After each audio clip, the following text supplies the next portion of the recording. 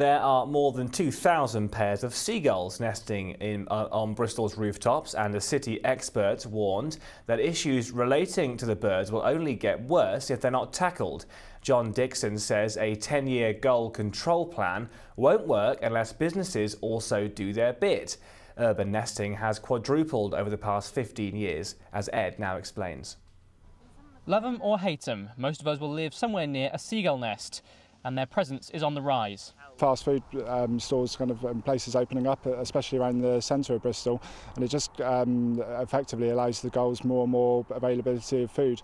It's much easier for the gull to go and pick up some chips on the floor, whereas back on the seaside, when they'd have to go and hunt for fish, it's a much easier option for them.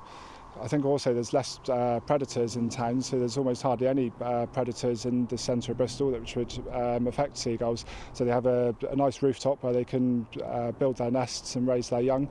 We asked Bristol City Council how the problem was being dealt with locally, and they sent us a statement which said, Bristol City Council has an ongoing 10-year management programme aimed at reducing the number of gulls. Results from a survey undertaken by the Animal and Plant Agency have showed that the programme has held off any significant increases in the gull population, and there has been a slight decrease in the number of breeding pairs. However, it's thought that more, other than the replacement of gulls' eggs, needs to be done to make significant strides in reducing the numbers. We use Harris hawks to move seagulls because they're not native to this country, which means seagulls immediately see them as a threat.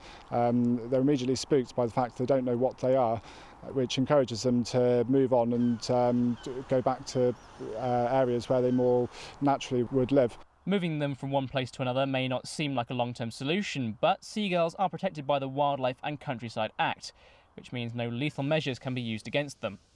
Hawking and hawks can be very useful, and what that does, it excludes the gulls from that area because they don't want to come into conflict with a predator.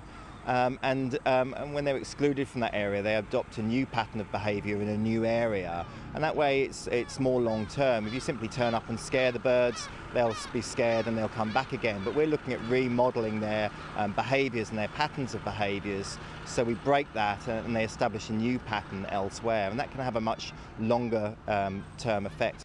Thousands of gulls currently take up the skies in and around Bristol, and while there, they continue to be a nuisance and a health risk. I'm Ed for Made in Bristol TV.